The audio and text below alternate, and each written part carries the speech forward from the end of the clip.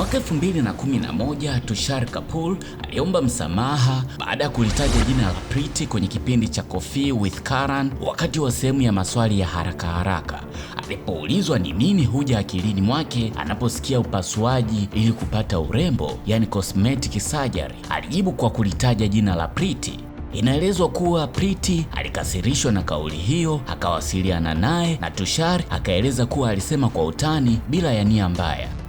Licha ya kuwa mtoto mtundu alipokuwa mdogo na kuwa kama tomboy wakati wa ukuaji wake, lakini mwisho wa siku alikuwa moja ya waigizaji wenye mvuto mkubwa sana ndani ya Bollywood. Sanjay Dutt alipenda kumuita jina la utani la Yako, wakati Hrithik Roshan alipenda kumuita jina la utani Rapri, na Bobby Deol alipenda kumuita mrembo huyu Pritam Singh. Hii ni historia yake.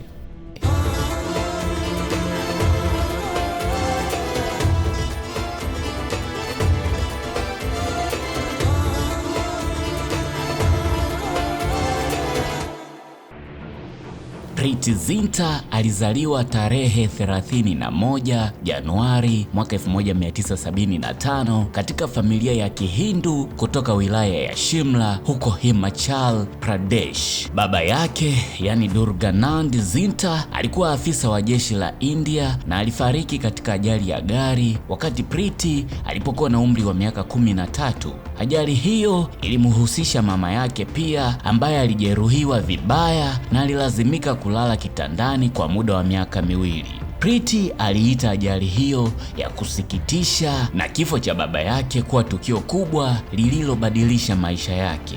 Preeti ana ndugu wawili wa kiume, yani Dimpakar na Manish. Preeti Zinta, ambaye anajieleza kuwa alikuwa msichana mwenye mambo ya kiume, yani tomboy, alipokuwa mtoto, msingi wa jeshi wa baba yake ulimpa mafunzo ya kudumu kuhusu jinsi maisha ya kifamilia yanavyopaswa kuendeshwa. Baba yake alisisitiza umuhimu wa nidhamu na kuwa na muda sahihi kwa watoto wake. Preeti Zinta alisoma katika shule ya bweni ya Convent of Jesus St. Mary huko Shimla. Kama mwanafunzi alipenda sana fasihi, hasa kazi za William Shakespeare na mashairi kiujumla. Alikuwa anapenda masomo na alipata alama nzuri katika mitihani yake. Muda wake wa ziada aliutumia kwa michezo, hasa mpira wa kikapu. Baada ya kumaliza masomo yake katika shule ya Convent of Jesus St. Mary, Zinta alijiunga na chuo cha St. Mary's huko Shimla. Alihitimu na shahada ya heshima katika lugha ya Kiingereza, kisha akaanza programu ya masomo ya shahada ya pili katika saikolojia. Alipata shahada ya uzamili katika saikolojia ya jinai, lakini baadaye akaingia katika uanamitindo. Tangazo lake la kwanza la runinga lilikuwa la chokoleti za Pelk. Hii ni baada ya kukutana kwa bahati na mwongozaji wa filamu katika sherehe ya kuzaliwa ya rafiki yake mwaka 1996.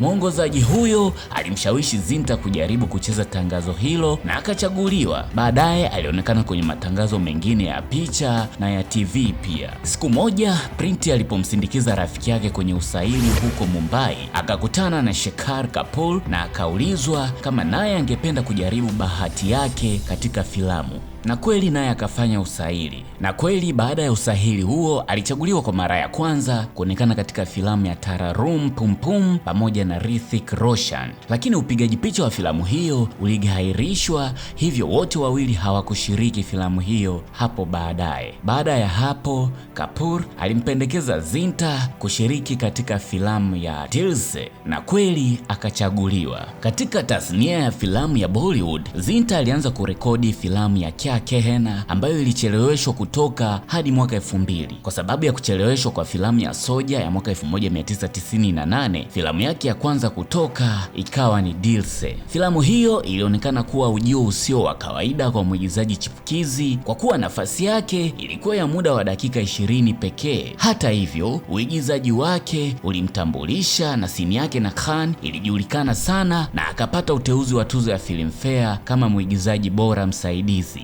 Filamu yake ya pili ilikuwa mwaka 1998 na ikajulikana kama Soja. Filamu hii ilikuwa miongoni mwa filamu zenye mafanikio makubwa ya kibiashara kwa mwaka huo. Zinta alishinda tuzo ya Filmfare ya mwigizaji bora wa kike chipukizi kupitia uigizaji wake katika filamu zote mbili za Dil Se na Soja. Baadaye Zinta alicheza katika filamu mbili za Kitelugu, yani Premante Idera ya mwaka 1998 na Raja Kumarudu ya mwaka 1999.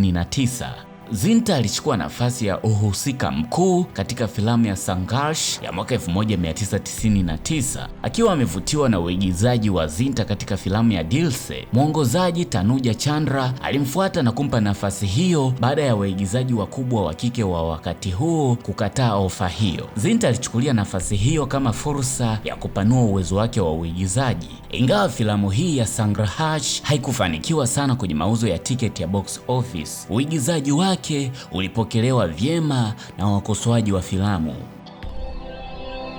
ये मेरा police station है, कोई नारी उत्थान केंद्र या सहेली संस्था नहीं।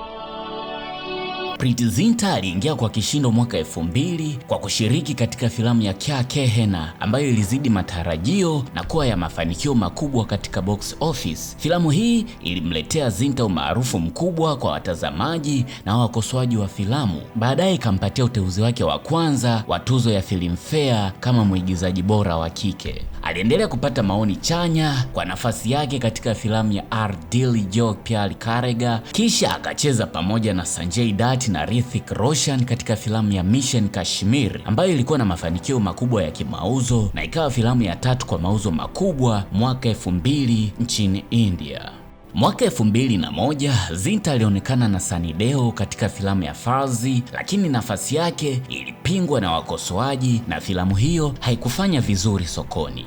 Chori Chori Chupke Chupke ilitolewa baadaye mwaka huo baada ya kuchelewa kwa mwaka mmoja. Hii ni kutokana na kesi ya moja ya wawekezaji na wasambazaji wake, yani Bharat Shah. Ili kucheza filamu hii, Preity alijiandaa kwa kutembelea baa na vilabu vyenye makahaba jijini Mumbai. Ingawa filamu hii ilipokea maoni tofauti, uigizaji wa Zinta ulisifiwa sana na alipata uteuzi wa pili wa tuzo ya Filmfare ya mwigizaji bora msaidizi wa kike. Katika mwaka huo pia alicheza katika filamu ya Dil Chatahi, filamu iliyopendwa sana na wakosoaji na kushinda tuzo ya taifa kama filamu bora ya Kihindi. Ingawa haikufanya vizuri vijijini, filamu hii ilikuwa na mafanikio katika miji mikubwa.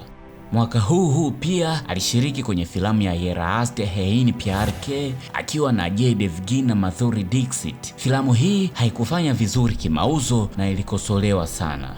Mwaka 2002 Zinta alishiriki katika filamu iitwayo Dil Hai Tumhara, filamu ambayo haikufanya vizuri sokoni, lakini uigizaji wake ulisifiwa sana. Kindimbi aur main sauteli behne ye shadi tod denge.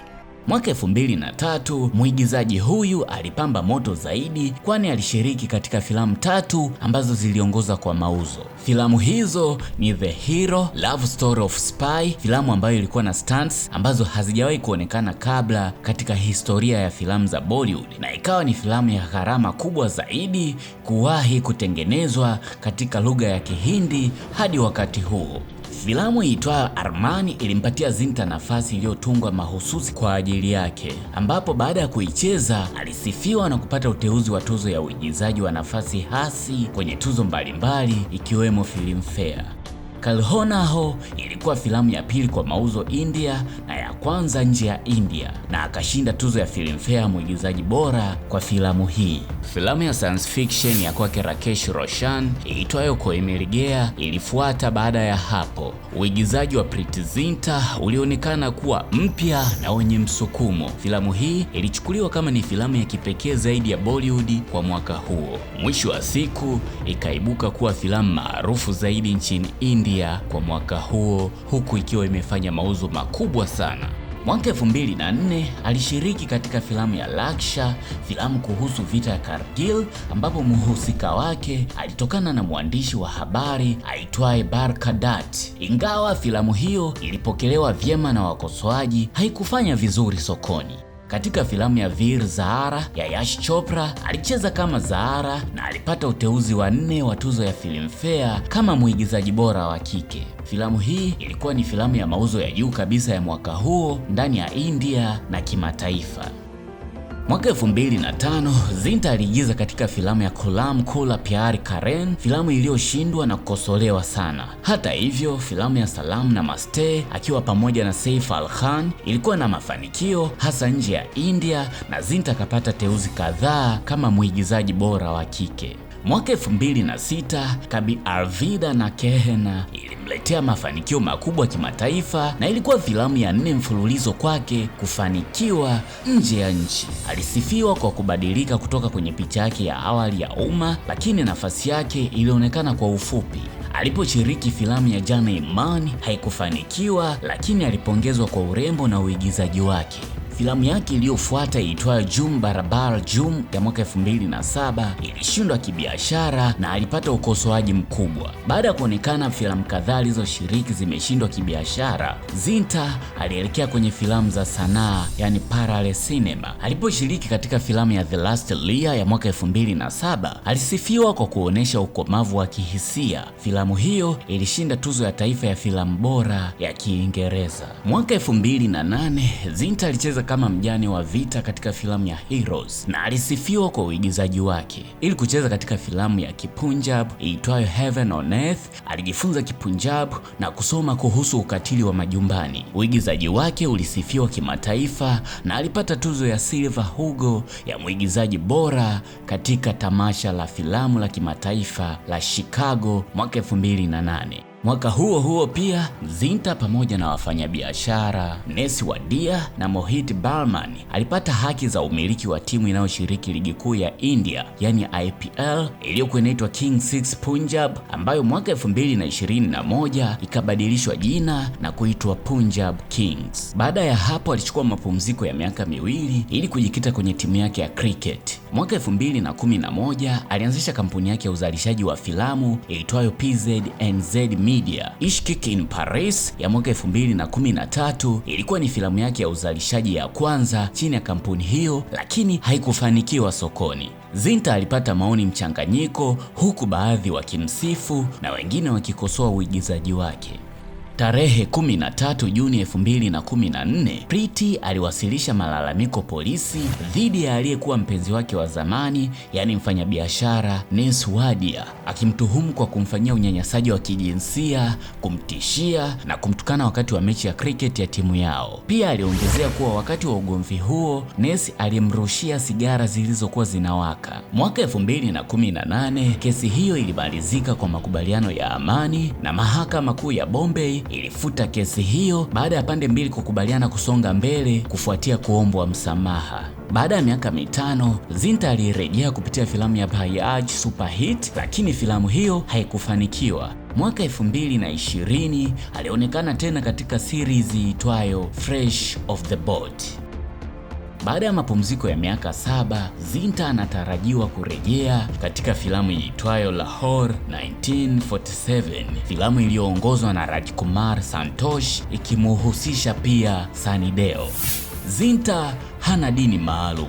Ingawa huwa anatembelea sehemu mbalimbali za ibada, anadai kuwa anaamini katika matendo mema na karma, si kwenda hekaluni. Mnamo mwaka 2004 alinusurika kifo mara 2.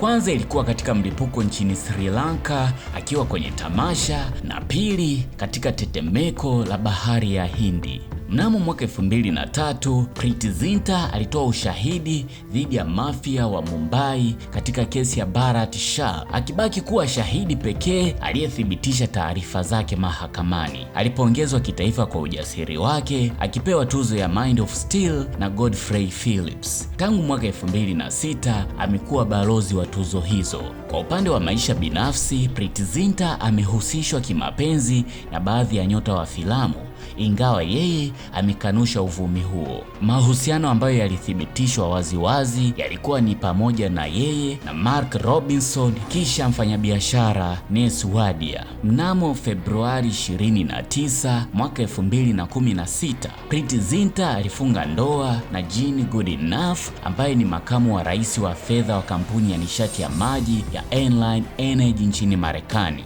Baada ya ndoa yao, Preity amekuwa akiishi Los Angeles na kutembelea India mara kwa mara. Mwaka 2021 walipata mapacha wawili kupitia njia ya surrogacy, yani ya kupandikiza mimba kwa mtu mwingine.